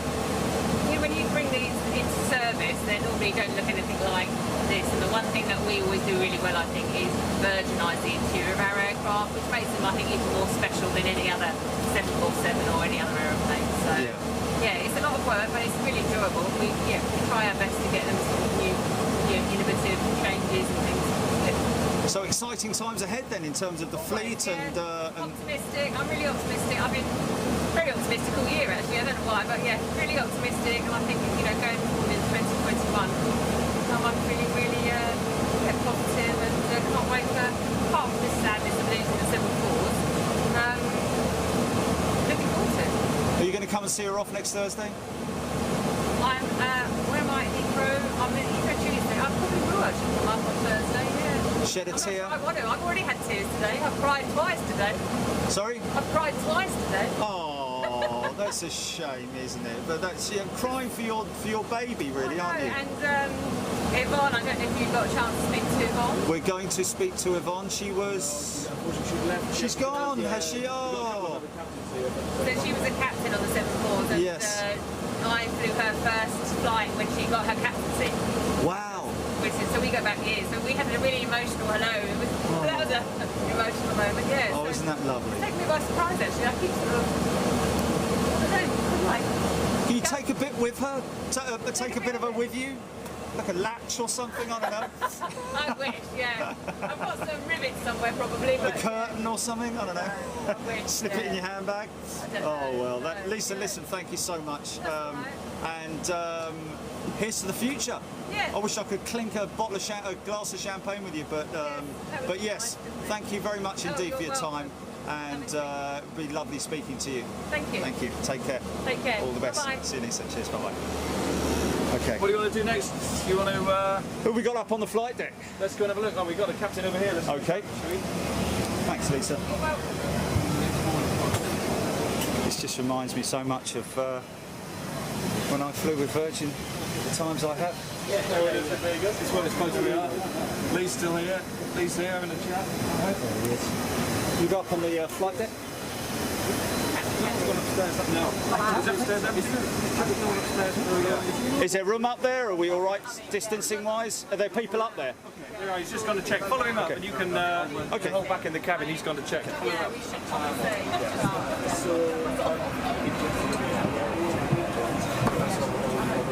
Hello. Hello. How are you? I'm good, thank you. How are you? Oh, God, you mind that? Sorry, yeah, it's a Well, bit, yeah. it's made for people like me without heels. No chance in that. So it's like you're as enthusiastic as if we're just about to fly out I feel somewhere. like we are. When I was doing the boarding drinks, I actually felt like we were about to set off to Orlando, and I was like, no, we're not. So you've done that many, many times? Yeah, I usually am in Manchester Airport, so me and John both worked up there. So Disney Jet, Manchester to Orlando, wow. that was the most popular. Although we used to do Vegas on this as well, which was lovely. That was a nice little trip. But yeah, mainly Orlando. 90% of it. So we may have even caught you flying out of Heathrow, flying out of Manchester, taxiing right up in front of us on the southern runway, going out from that southern runway Is this from in terms of on Big Jet TV Yeah. Yeah, more when we were live. Yeah. I would imagine it probably is a good chance that we've done that. Yeah, we'll have to check back. Have a look back in your logbook and. Have a look. See Yeah, there. yeah. Send me the video, please. Oh, I'd love to. I'd love to. We're always doing that for pilots and crew members. You're covering this part of this one, aren't you? We are doing it live, yeah. My friend Mark Thacker is one of the captains on it, so. Oh, it's Matt taking Mark and it? Zane, yeah. We were with Zane the other day, and yeah, oh yes, Mark's they've on just the flown Lip out, haven't they? Yeah, so, they're currently in Vegas yeah. trying to get it across to, obviously, to the desert. So they're been delayed 24 hours, so I think they're due back shortly. But I think, obviously, this one's now going on Thursday. Looks like, All right, okay. I didn't know that actually. Yeah. At the moment. Yeah, just got pushed back by a day, didn't it? So Oh, yeah. Oh, you guys have the group? Yeah. I think I did hear that. Oh, we've got a group coming up, have we? That's all right. They are ready. John's ready. Isn't he? I heard that. I did hear from Zane. Wow, look at that. The old 100, isn't it, or 200? Wow. Oh, I think in general. I did hear from Zane that they were getting motorcycles, Harley Davidson, from Penal Yeah, to. well, he told me, he says, luckily he didn't actually book it. Yeah. Because I think they got knocked around or something. Yes. Yeah, so Right. I had a very quick chat with Mark. They're going to hold back, so you guys dive in here. Okay. Okay. I think they've got a couple of people in there. Those guys haven't get out. they? Yeah. You guys dive in there, and they're going to hold back here. So how long have you flown the 747 for, sir? Myself, approximately 5 years. Wow. So, And what aircraft did you come from? the Airbus. I've been Airbus all my life. I've flown 319, 320, 321, 330.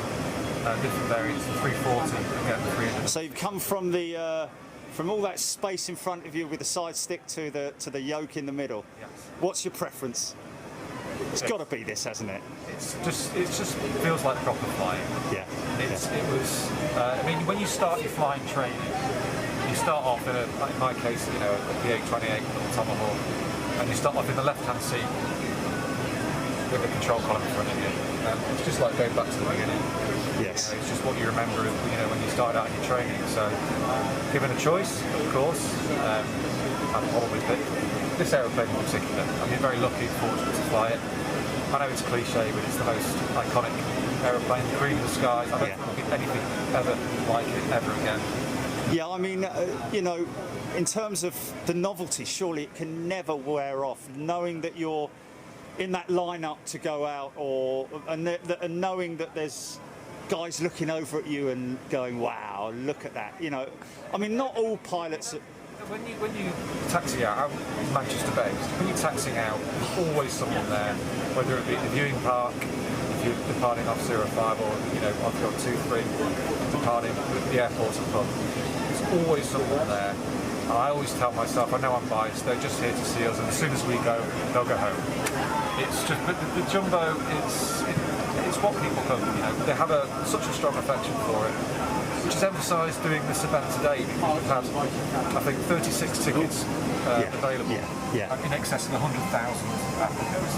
Yeah. Which sort of underlines the sort of popularity this aircraft has got amongst the general public. So to be part of it and to have flown it, I'm extremely lucky and very honoured to have done it. So Fantastic. Hey, thank you. Thank you very much. Pleasure. Nice to meet you. I'll be back and work soon, mate. Let's hope it. Hi. Yeah, I mean, shall we just have a little look in? I mean, we were on LIP earlier on in the week. Hello, sir. Okay, nice to meet you. Nice to meet you too. Follow your work. So, Oh, do you, sir? Oh, well, I'm honoured to be around you guys. You know, come on. Now you can sit in the seat. No, I'll you sit down and I'll grab you. Oh wow, look at that's not something you often see. Is the hatch open? so that's the backup air conditioning. Yeah. It's obviously quite warm in here at the moment. Yeah. So we're at 32 degrees as we speak. It's quite a compact flight deck, isn't it? I mean, when you look at the windows from the outside, it's actually it looks quite big, but when you're actually inside it, it's quite compact. When you compare it to something like, you know, the A350 and the like. I mean, I've never been in the A350 myself. I've been with Virgin on the 787, and yeah, you notice even on the 787 it feels a lot more spacious. And it may be partly to do with the fact it's a brighter environment, I don't know, but it definitely is more spacious. There is more, space around. But yeah, it's, you know, we need to be able to reach things, I guess, so we can't have them too far away. Absolutely. I've spoken with a few 747 captains and co-pilots before about the fact that, in terms of how well she flies, it's effortless. It's difficult to describe. It's just, it just flies so well. It's incredible. You think what you're flying around, you're flying a jet around at 360 tons plus, and it's just a dream to fly. It really is. Responsive? Yeah, it is. I've obviously not got as much experience as other people, like obviously Mark, or you may have spoke to him on. I've only been on the airplane 5 years, but it wasn't a difficult transition going from Airbus to Boeing. You know, all I've done all my life is fly with a joystick. But this just feels like a 74. It feels very natural. You're going back to something which you started out, and that's what I think really helps. So I'm guessing, coming from a smaller aircraft, one of the biggest things you have to master or handle is the sheer size of it, and landing it and being so high above the ground is. The thing is, the airplane I flew before was a 340-600. Oh, well done. So, and on that one you have taxi cameras, and those wheels way behind you, and that's a different taxiing experience. This aeroplane obviously doesn't have the cameras, it doesn't need them. It taxis really well, it turns really well, the body gear steering, that really helps as well. So, having flown, for instance, the 340-600, that helps because obviously you've flown something which is actually harder to taxi and has restrictions. You go to New York, with certain taxis you just can't take the airplane off, just can't do it. You don't have a problem with this aeroplane, even though it's huge. It's just it has that. It's just, as I said before, it's iconic, and it's just. I mean, it's 50 years old. The concept. There'll be no other aeroplane that gets built that will be here 50 years after its first day in service. Yes. That will carry on. So yeah, I'm a lucky person right now. So an emotional day for you on Thursday, I'm guessing, and an emotional day today, really. Yeah, today it's been a fantastic day. It really, really has. It is emotional because it's the end of an era. I mean, the aeroplane is still flying. It's just not going to be flying, obviously, with Virgin, and it's not going to be flying. Basically, freighters now, isn't it? So it is the end of an era, yeah. I mean, Mark is flying it on Thursday. I'll no doubt be speaking to him. I'm very envious of him because he's able to do that. Yes. But at the same time, I've been very lucky to do what I've done myself. So yeah, it'll be interesting. And moving on from the 747, so you're sticking around with the... Yeah, I mean, it's just a case of waiting to see where I go next. It's going to be either the 330 or the 787. And the bonus of the 330 is because of my previous flight with 330 with Virgin and 340. So if I do go onto that one, I think it's pretty much straight away onto the 350 as well, because I've got the required hours to do the course. And those hours are flown with Virgin as well, which is a bonus. So that would be my preference, but you just take whatever you get offered. 346 must have been a fantastic aeroplane to fly as well. Yeah, the 346 was a great aeroplane. I did actually enjoy flying that one, but if I had to pick a winner, oh well, you know the answer to that question. Yes, I know the answer to that question. Yeah. And have you flown most of the fleet of the 747s in terms of? I couldn't tell you the exact numbers, but I mean, when I came onto the fleet, obviously the fleet has been starting to shrink down. I think not long after I flew GV family LFE, that was sent to the desert. So I've probably flown around about a dozen of the 747s that Virgin had, and very lucky actually because this is a kind of a nice end as well today because albeit the outbound sector, I did my command officer aircraft. So that's kind of nice. Really? To come back, yeah, and see this again. And the guy who was with me earlier, he's on the 787. His last flight was on the 747 on this one. So it's been a really sort of a really great day for everyone for all different reasons because everyone's got such a huge kind of connection with the aircraft, And again, it's great what Virgin are doing to at least try and do something to... Yeah, obviously we'd like to have done more, but the current circumstances that we found ourselves in means we can't, but at least we've done something. So, okay, only 36 people that were available in terms of tickets, but it's better than nothing. Yeah. So yeah, everyone that's been on board today, everyone we spoke to has absolutely loved it. And of course, we'll give her a good send-off next week. Yes, please do. Make sure you watch. I'll be there. Thank you for your time, sir. Take care. All the best. Cheers. Bye-bye. Okay, there we go, folks.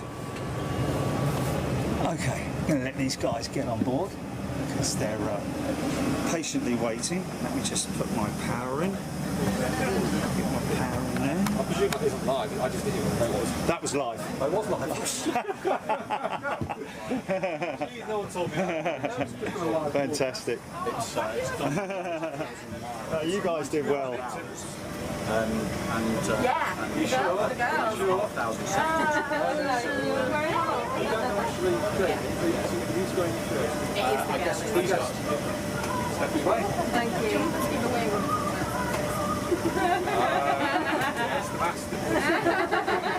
I was like, gosh, you've got more than me. Thank you. Brilliant. Thanks, guys. All right, Jerry. You're live just now. We're live. Oh, dear. You look great. You look great. Stand to the side. Soon, yeah. Fantastic. Right, Jane. Brilliant. Here's something you might Great stuff. not have seen. The smoke screen. if ever there was an incident and there was smoke downstairs. Oh yes, I see. Yeah. I don't know how to get it out, but that comes out and across. I see. Right. And that blocks any smoke that if you ever had smoke in the downstairs cabin. Something Stops you the don't smoke see. getting to the pilots. Pleased to say, 20 years of operation. Never used one. this That's airplane. probably why it didn't deploy. Yeah. We got one more flight to go, so I think we can confidently say it never will Oh, I think Gareth, we'll have be you good. set us up? Oh, don't say that. Fingers crossed it will. Fantastic. Right, you said loads of big jet. I haven't. This is Kelly. Oh, yeah. Kelly's a 747 super fan. Wow. Aren't we all? Do you know if anyone's in the crew rest? No, I've just finished my last do you want to take them down and give them I've seen the crew rest. Yeah, we did see it. It was a very tight squeeze, isn't it? Yeah. Especially when there's 7 of you. Yeah. Did you? I mean, do you get much sleep? Do you get the? Hell yeah, you get sleep. Really? Yeah. So Yeah. you've got their lights are off. We turn all the lights off. There's no talking. No. Just get in their bunks. You find Earplugs. Don't even need earplugs, really, do we? It's just straight. Some people do, but I'm not. No, straight sleep, even if your legs are up. Wow. And that's it until that phone dong. rings, That ding and then dong. you're like, oh, for goodness sake, it's over. So it's just shift. You're shifting As it. soon as you come back down, there's a queue of crew at the door. Going, come on, guys, start Really? And we're like, oh. So what would the normal procedure be with all of the crew? They'd all use that rest area at the back there. So you'd rotate it, would you? Yeah, so as soon as the last meal service is done and we've cleared in, Yeah. the onboard managers will be right up front organising our times. If it's a night flight, we half it, so half of us go, half of us stay. And then we're literally up there as soon as we possibly can. Lights off in the cabin, walking down the aisles, no eye contact. Yeah. Grab a few blankets and pillows, and you're off. And so and that's enough for 7 of you up there, is it? There is 8 bunks. There's 8 bunks. Yeah, but And so how long are you up there for? Depends. Between 45 minutes and maybe 2 hours on this. Right, aircraft okay. usually, So sometimes a little nap that Oh God, yeah. hardly even We get the are chance straight to. out like that. Yeah. Yeah. Wow. Wow. Yeah. It's cosy up there. You don't want to get up after 45 minutes, Don't, do you? don't. Really? When that phone rings, we're like, oh. The dreaded ding dong, yeah, that's what it is. Oh isn't it? no. Everyone has their favourite bunk. Yes. Oh really? Did you see the bunk where you can see the flight recorders? Yes, I did. I Would like you? that one. Did you like that one? Yeah. Do you? But just because it's quite cool that you can see them there, like. Yeah. It's you know. crazy, isn't it, that they're just so exposed like that, though, isn't it? Yeah. Crazy. Yeah, I love it. Love this girl. Talking to those last set of people, I was like, Yeah. What's that, Jilly? Hold on a second. I've just got Jilly. What was that?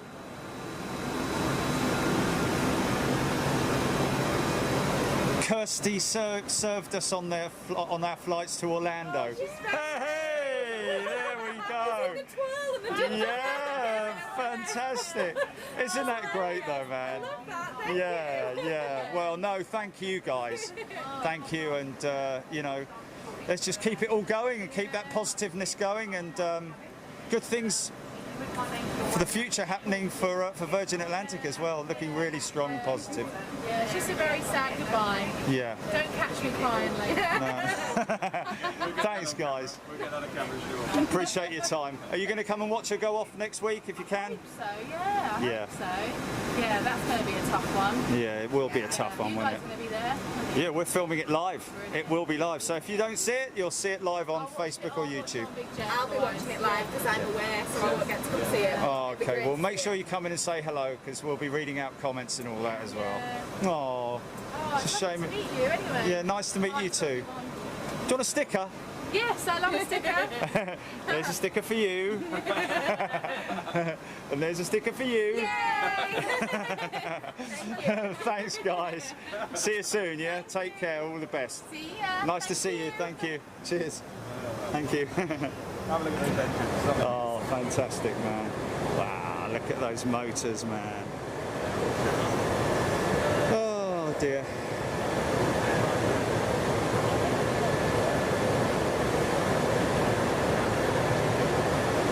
So, yeah, what a very poignant time and day that we've had, really.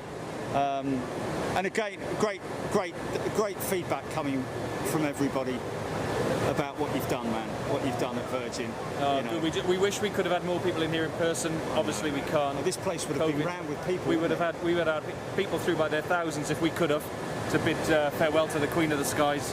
Of course, sadly, we couldn't do that because because of COVID. We had to keep it safe and keep it socially distanced and small. But we're delighted we've had you here, so at least we can share this with the Big Jet audience. And all over the world, mate. Yeah. All around the world. Yeah. Well, it's a shame we didn't get to see. Is it Yvonne? Yvonne, yeah. Yeah. Kershaw, she was here earlier, but Yeah, she first did ever mine. jumbo jet female pilot. Certainly the first in the UK, or UK, Europe. I don't know. yeah. She was certainly the first for Virgin Atlantic. Yeah. Yes, she flew the classics with us, and then went on to the 400, and she retired a couple of years ago. So she's been back yesterday and today doing this event with us. So it's been great having her. She was quite emotional actually seeing the aircraft again. Yes. Sat on the flight deck, and a couple of times she came close to tears. A couple of times. She said she was absolutely determined not to cry. Oh, I think her and Lisa had a little, Lisa flew her first flight as a skipper. Yeah, from New Zealand, wasn't it? Yes, because this was one of the aircraft. So the 747s that we're retiring now were all destined for other things, and they didn't quite. 5 of them were due to go to Alitalia. Yes. And they did. Yes. So that became the Alitalia 5 that we took new then. Yeah. So there was some of the signage on the aircraft still to this day is in Italian and English because Is it was destined for Alitalia when they wow. when they came. Yeah. That's cool, crazy. Yeah. Well, Gareth, what can we say? Thank you so much. Pleasure. We're delighted to have you here. And we're honoured. We're really honoured. And on behalf of everybody across the world, you know, fans of Virgin Atlantic, fans of the 747. Let's just keep that momentum going. And great to hear about the 330 Neos coming on stream at the end of next year. And so much exciting new stuff with Virgin. And really look forward to it. Thank you, sir, once again. Thank you. Really appreciate your time. And we'll see you next Thursday, yeah? Thursday, looks like, yeah. Thanks, mate. You're a star. Good to see you, Jerry. Take it easy. Yeah, see you later. Bye-bye. Okay, GP. Wow. Okay. So we will, folks, don't worry. Thank you. Bye. Lovely to see you. Oh, nice to see you too. We'll be doing that next week. Okay. Thank you. Take care. Thank you.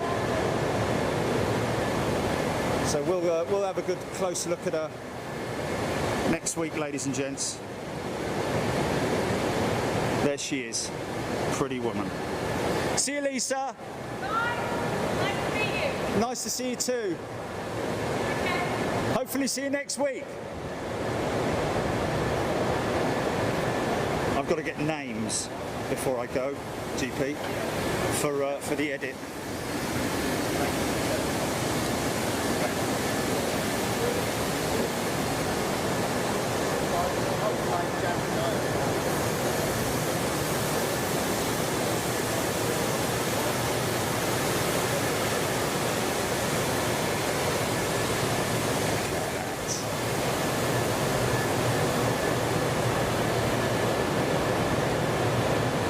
Can I reach the belly?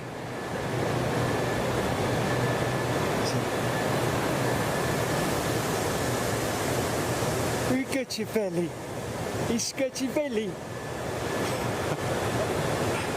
You're ticklish. You're ticklish. What's that? What's that? You're squidgy. Oh, bless him.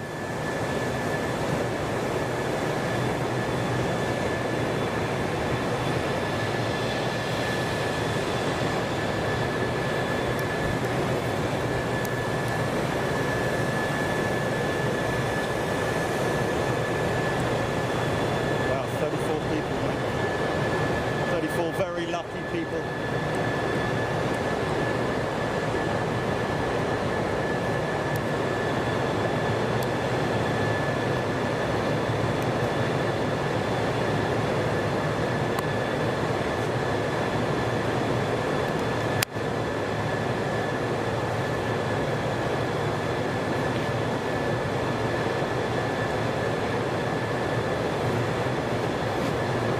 There you go, folks. Well, it's been emotional and it's been an honour. Thank you once again to Virgin Atlantic. to Gareth and all the team who've been great hosts, it has to be said. Thank you so much, and thank you to you guys for tuning in, being a bit patient. I was a little bit late earlier on, but my apologies for that. We will be back next Thursday. Now we're hearing, so it is. We're hearing it's next Thursday, but stay tuned. But we will be back tomorrow, folks, for some arrivals with a good friend of ours, James Edgington, who's going to be flying into London Heathrow on his 777 tomorrow around about midday. Keep your eye on the app so that you don't miss your notification. Other than that, what can I say? We're honoured and humbled to be able to come here and bring this to you folks out there in aviation land, wherever you are in the world. Listen, enjoy your day tomorrow, enjoy the rest of your weekend, and great news coming from Virgin Atlantic, especially about their 330 Neos, because we've been talking about that for some time, and we were unsure. Now we've heard it from the horse's mouth, so to speak. Thank you to Lee, thank you to Lisa, thank you to Dave as well, and to all the folks here at Virgin Atlantic. We will see you tomorrow for more on Big Jet TV. Take it easy. See you later. Bye-bye.